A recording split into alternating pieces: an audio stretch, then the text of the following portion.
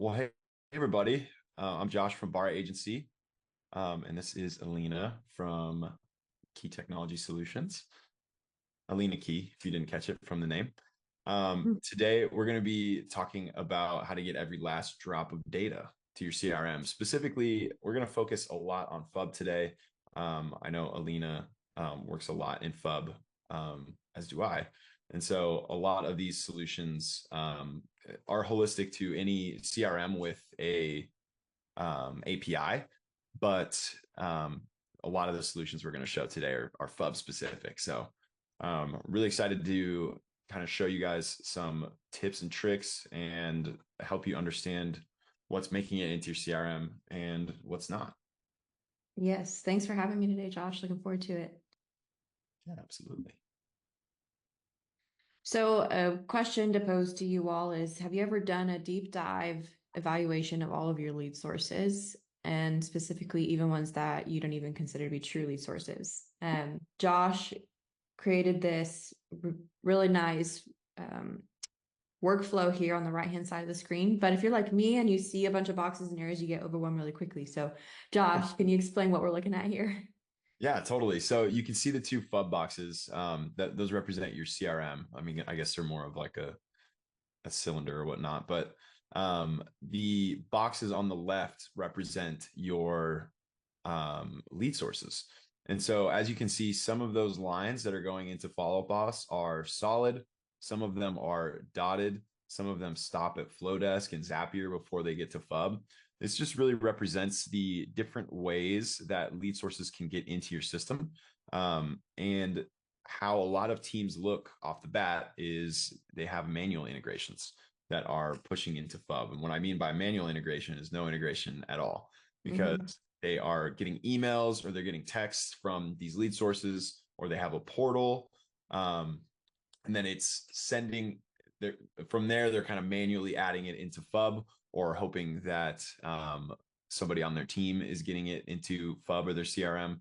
And sometimes it makes it there and sometimes it doesn't. And so if you're missing leads, especially leads that you're paying for specifically, obviously that's a problem, right? You're losing a lot of money there. And so that's what we kind of want to talk about today. A lot of these lead sources that are missed, maybe it's your custom WordPress site.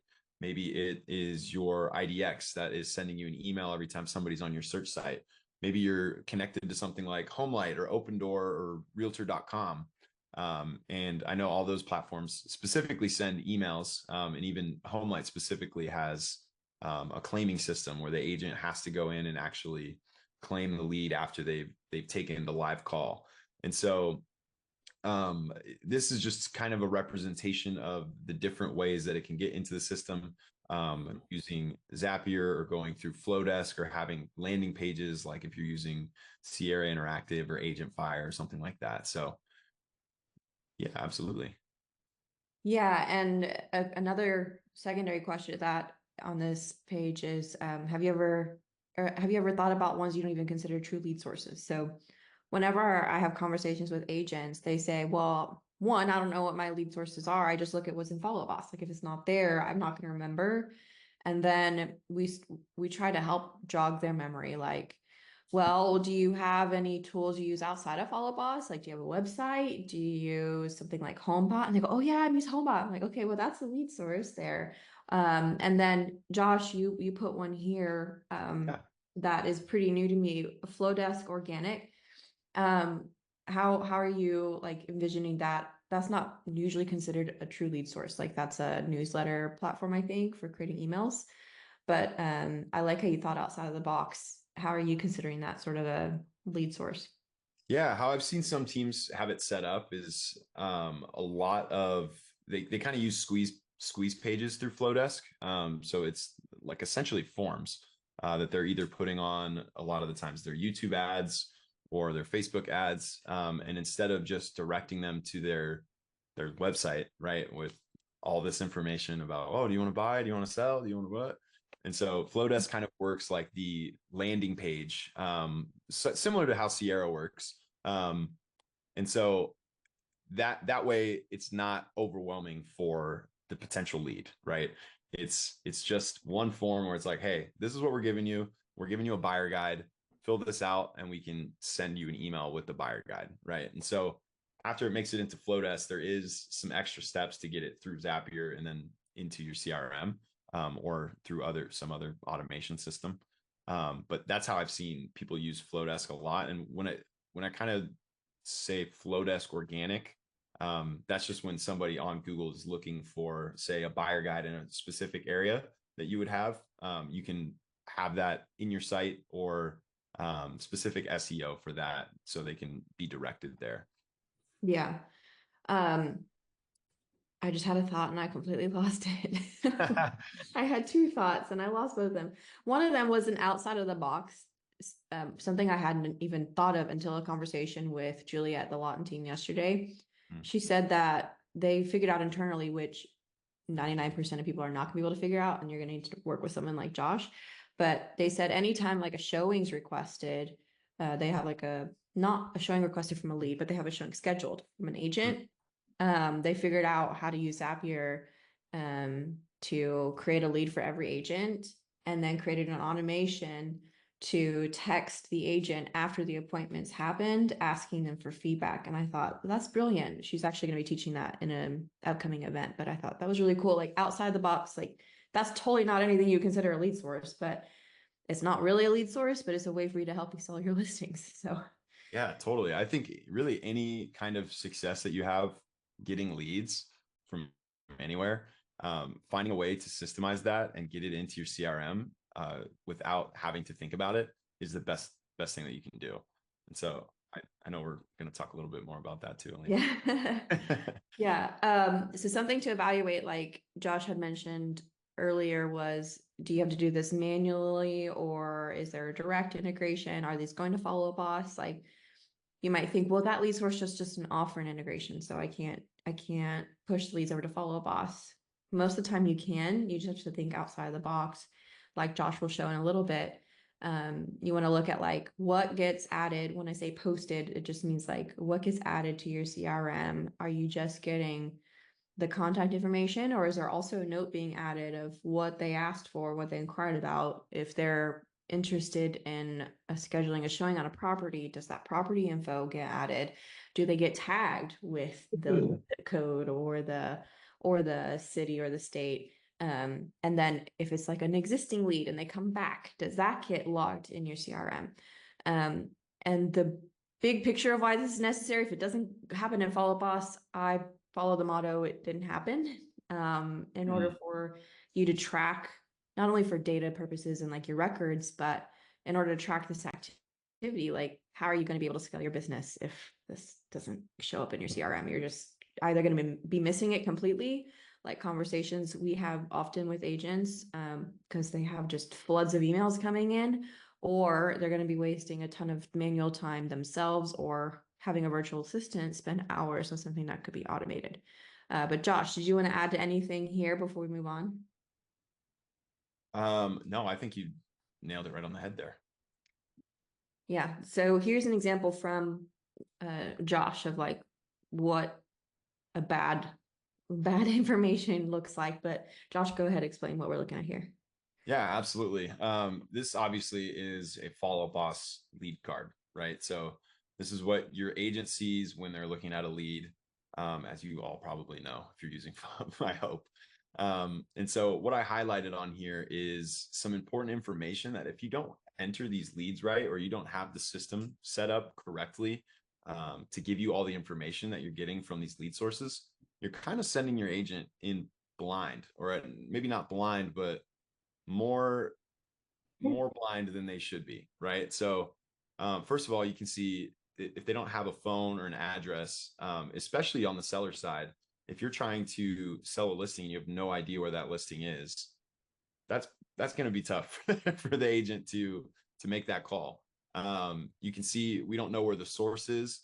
This doesn't necessarily have an impact on the agent. I mean, in some cases it does, like understanding where this lead is coming from. If it's a specific lead source, like a lot of people have Dave Ramsey lead sources, right? Like that specifically, you want to kind of change your script around what Dave Ramsey's language is, because that's where they're coming in, and that's what will be successful with that person.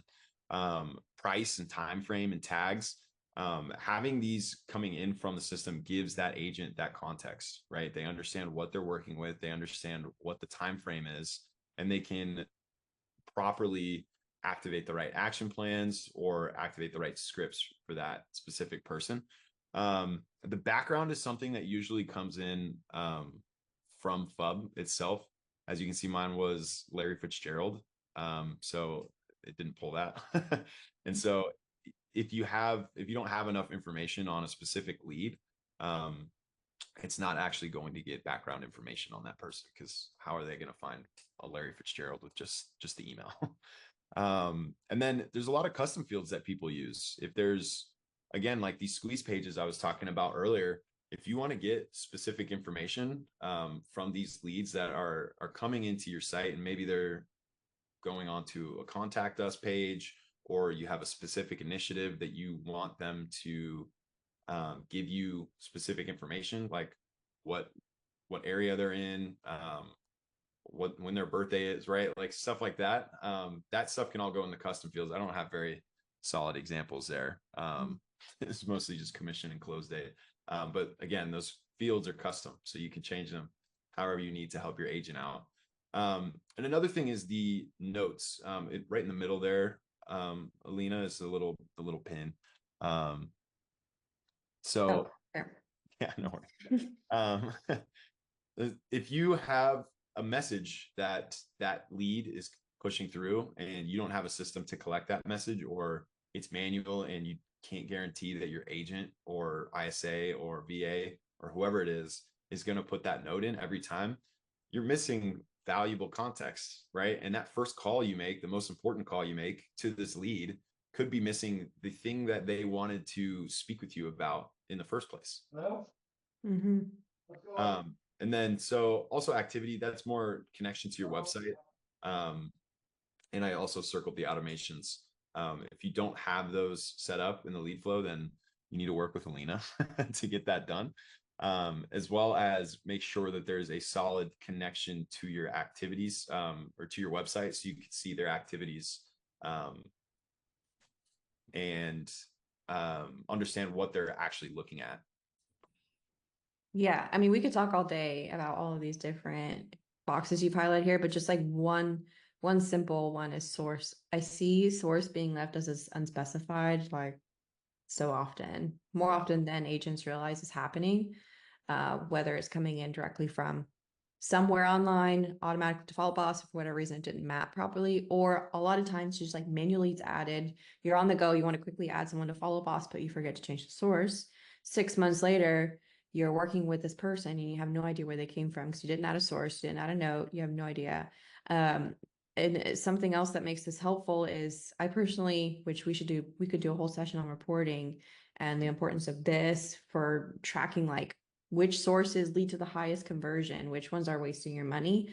In order to track that in Follow Boss, you need all of the data just from the very beginning in the source, along with tracking your deals in Follow Boss. But there's a reason why to add these different data points, not only for prospecting, but also for, like, if you do an end of year business planning, which you should, evaluating your lead sources to figure out, okay, which ones are producing, which ones should we cut, which ones should we spend more money on or put more time and effort on if it's a free source.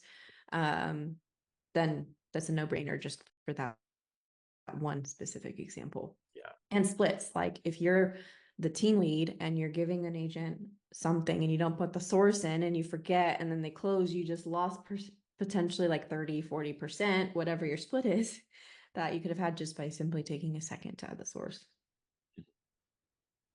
Absolutely. That's a great point. Yeah.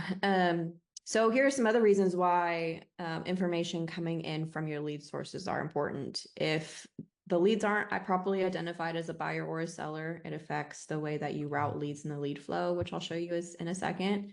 A conversation we're in the middle of, just like this past week, is with a team. They work in 2 states and they've decided to use the same CRM for both states. We usually recommend, like, depending on how big the teams are, you may want to consider 2 separate CRMs.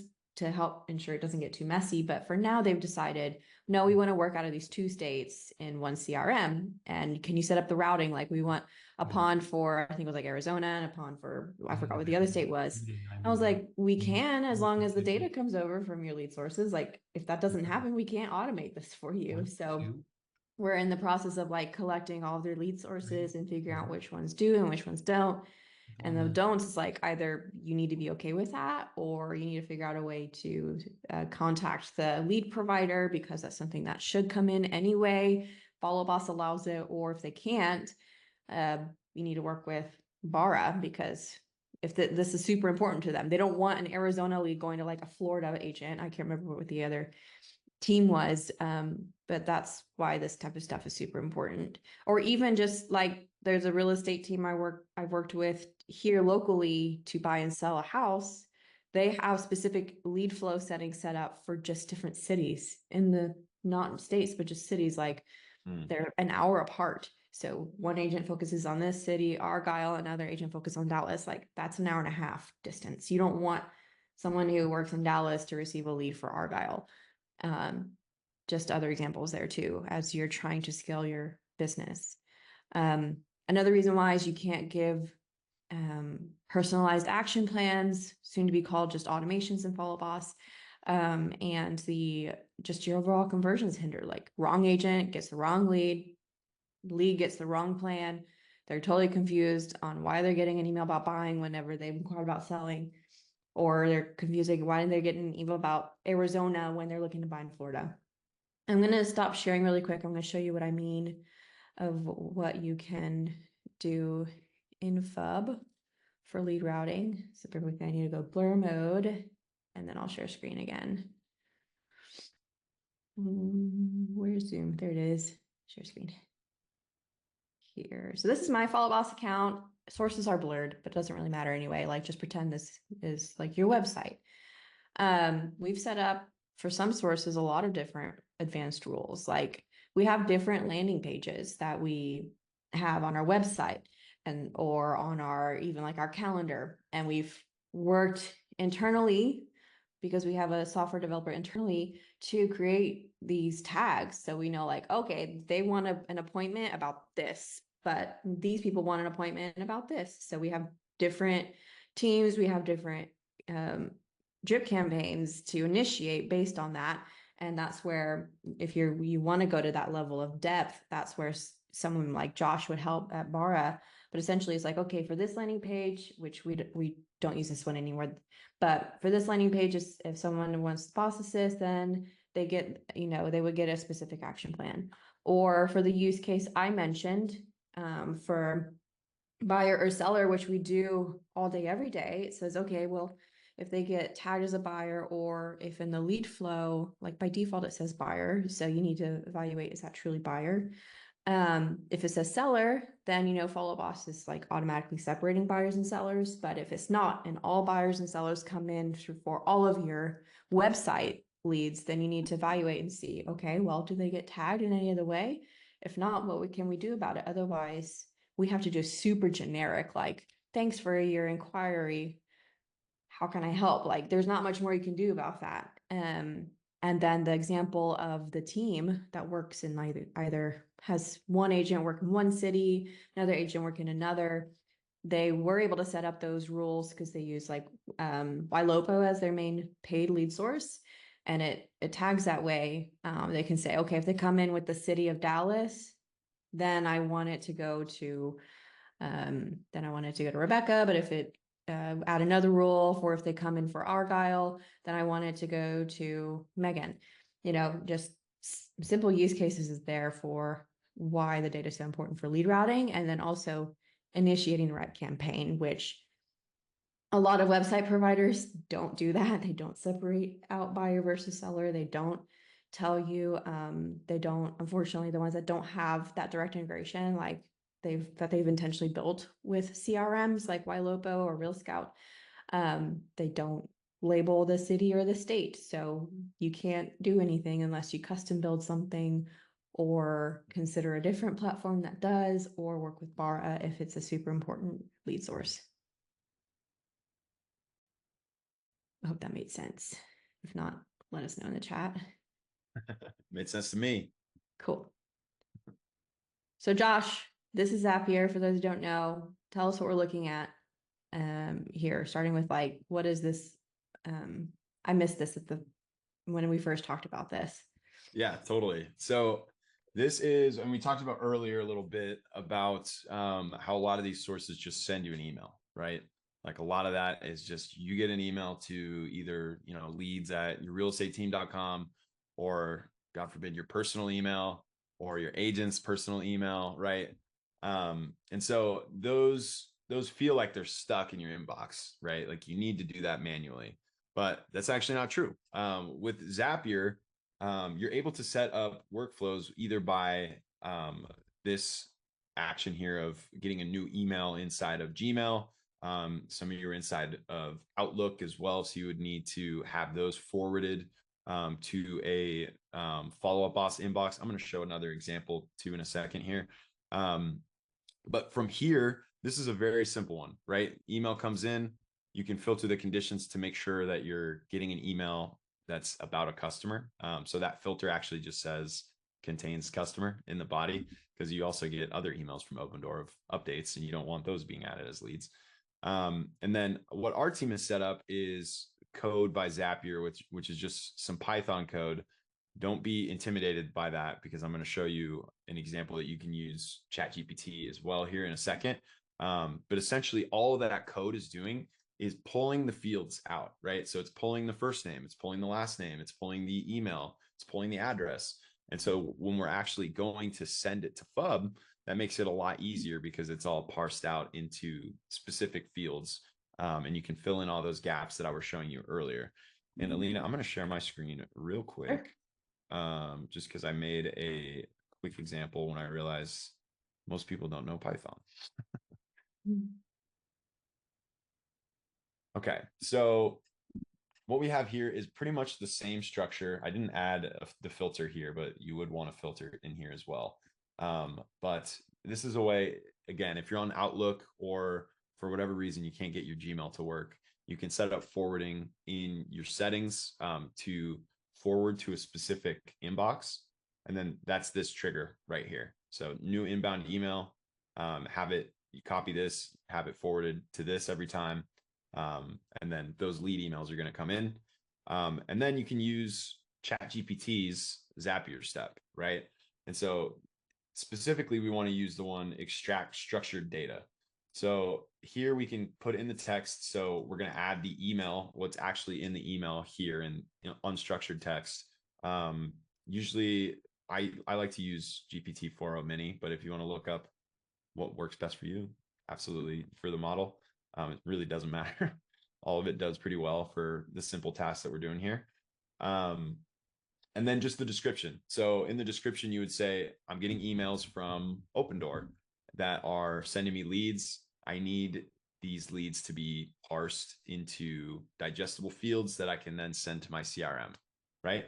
And then from here, you're able to tell it exactly what values you want to extract. So for example, we'll go first name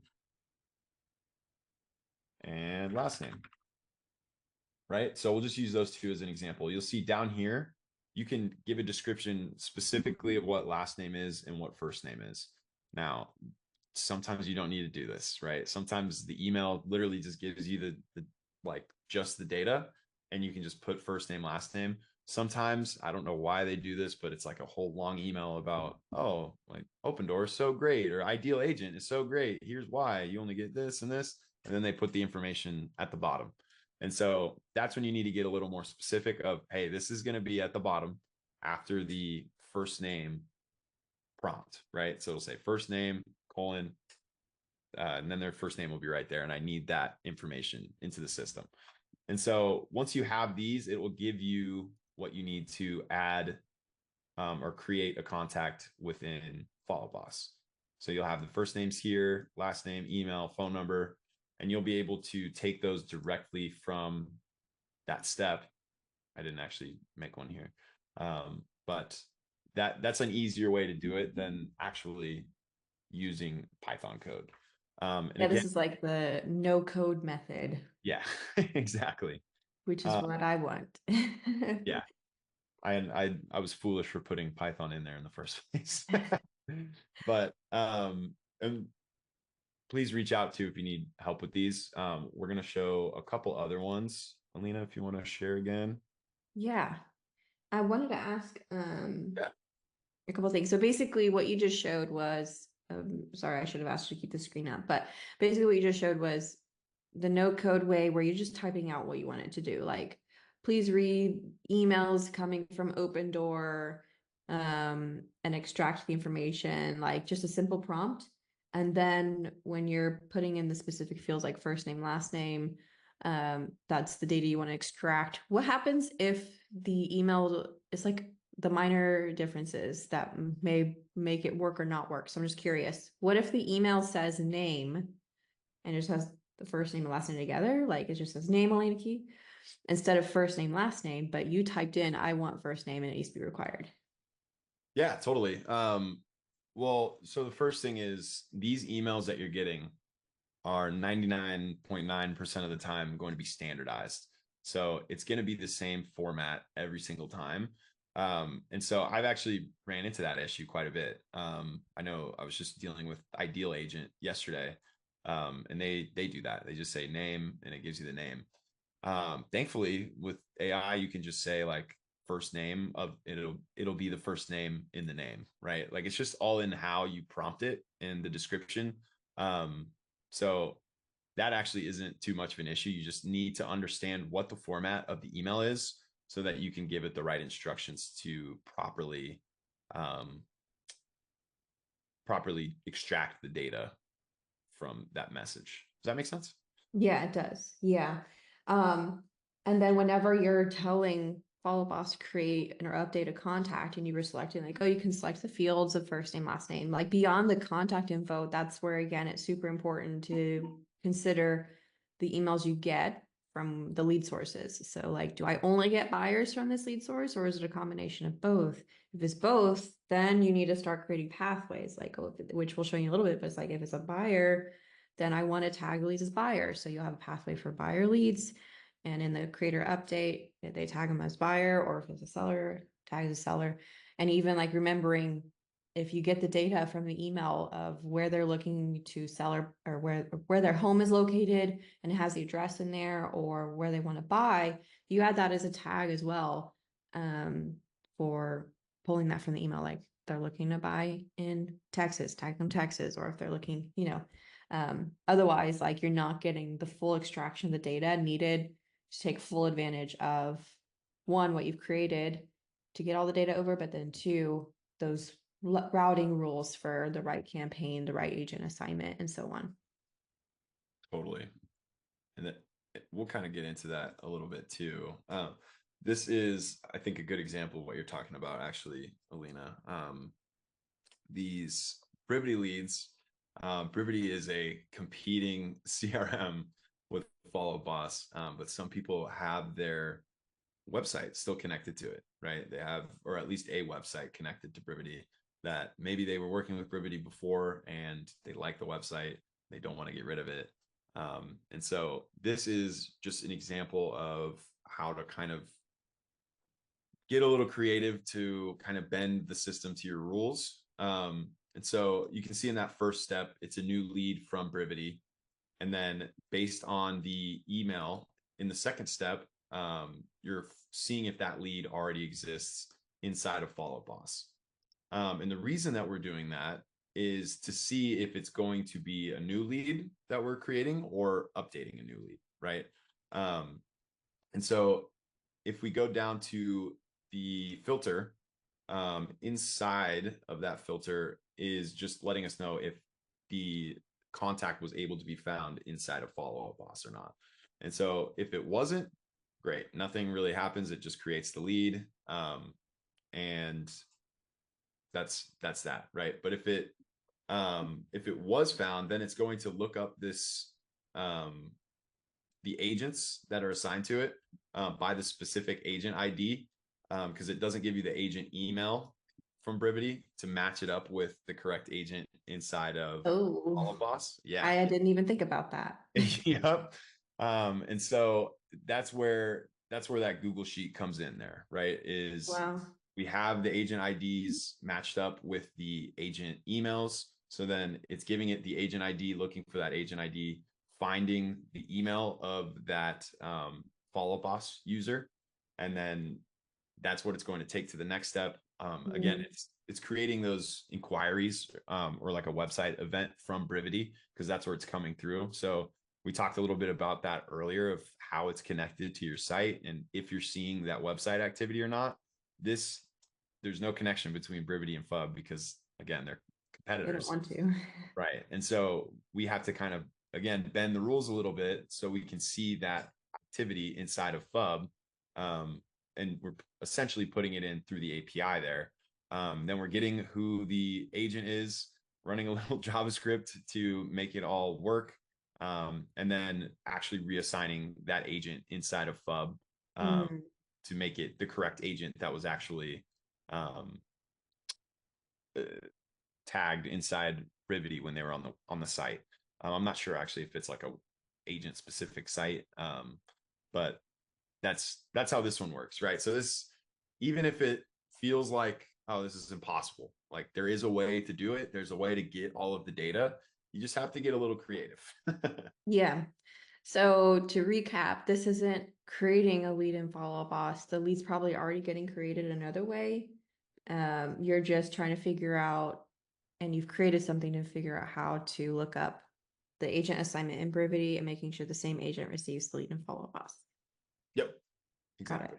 Cool. Yeah, this conversation comes up with other all-in-ones that some do have some sort of like one-way integration or even two-way integration providers, but they don't have something like this in place. Like what comes to mind is if you have like agent assignment in Lofty that you want to mirror in Follow Boss, or if you have agent assignment in Sierra, I don't know, Josh, you probably work in Sierra more than we do, but I think the agent assignment does not transfer over to Follow Boss. So you would need this workaround for it to work if you want to keep these providers because you like your website, you like the lead gen they provide. Like Sierra, I've heard great things about them and their PPC, how easy it is to set up, and the cost per lead. But then what if the agent assignment or all the data doesn't go over to Follow Boss, even with the two-way integration? Yep, absolutely. That's a great point. There's so many that don't jive as well as you would hope. Yeah. And so this one isn't an example necessarily of getting creative, but I mean, I guess it is a little creative, but really Yeah, I would it's call it creative. Once I see two pathways, my eyes start to glaze over. yeah, creative, funky, whatever you want to call it. And so this is a form system, right? Like those squeeze pages I was talking about earlier, similar to Flowdesk. Some people are using Zoho, some people are using Jotform, Google Forms, Typeform. There's unlimited form systems, and I personally I love form systems. It gives you standardized data. It makes it really simple for the lead to be able to just give you their data, right? They don't have to look at a bunch of different things.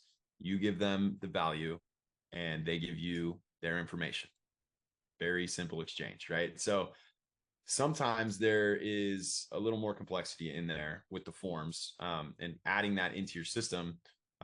Maybe there are leads that already exist in the system that in some cases, like they'll be filling out the form um, Enter a to giveaway or yep, enter a giveaway, and they're already an existing lead. Sometimes they aren't in the system.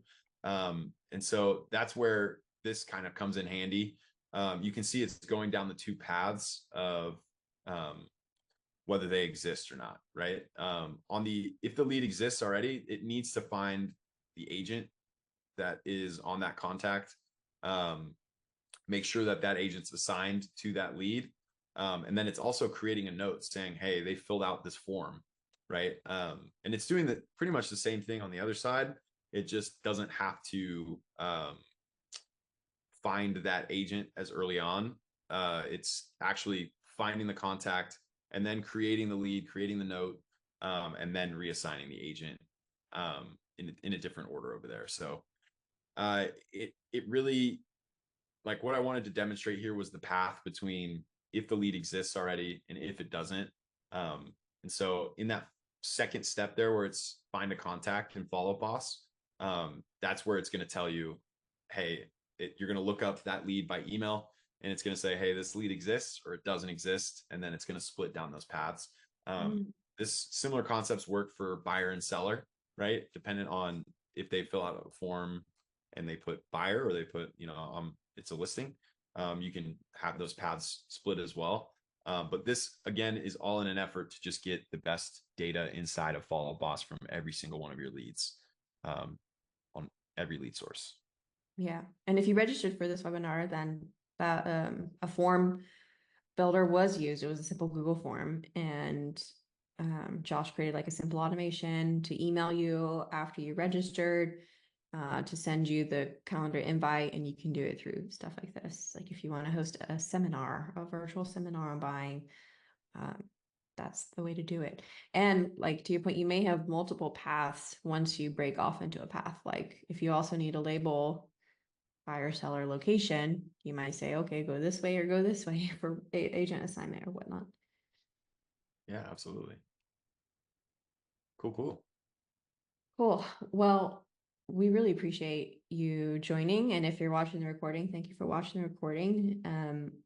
Josh and I collaborate all the time on ideas. And so definitely be on the lookout for more content soon from Josh and or Elena, or combined with both of us, for more use cases beyond just leads. We wanted to start here because this was sort of like the starting point for, if you don't have lead sources in place, then that's most important. But lots of other use cases for what's called an API data point, which is what we showed today. But Josh, can you explain a little bit more? Like, what does an API data point mean? Yeah, absolutely. I did try to talk about this in my last webinar, and I got a lot of dead faces. It is more on my nerdy developer side here. APIs are essentially what connects systems to other systems, right? So you think about something like Zapier, all of those actions that it gives you to create a lead, to find a lead, to be triggered every time there's a new lead created, or to update a lead. Those are all API endpoints, right? That Zapier is just kind of packaging up and giving to you and make it a lot easier to use. Now, API is really important. And if you're currently using a system that doesn't have an open API or they don't have any connectivity, I would highly suggest that you reevaluate that platform or system. Because right now, yes, it's important because everything I just showed you, if it doesn't have an API, it doesn't work, right? There's some email parsing that we can do and manipulate with certain lead sources, but if you're on a CRM or a transaction management system that doesn't have an API, then you're going to be manually entering things into that every single time.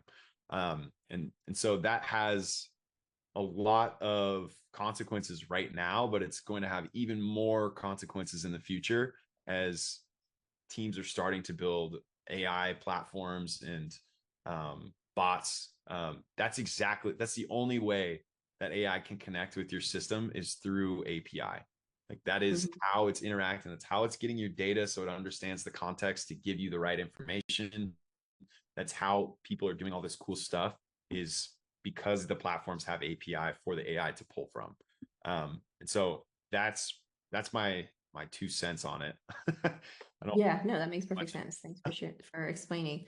Yeah. Wanted to share a couple of our contact info. So if you scan this, I think you're taken to a link tree, to if you need help with your CRM, with creating your lead flow, your campaigns, your automations. But if your eyes are glazing over, you're like, I know I need help, then that's Josh. Like, go to Josh first.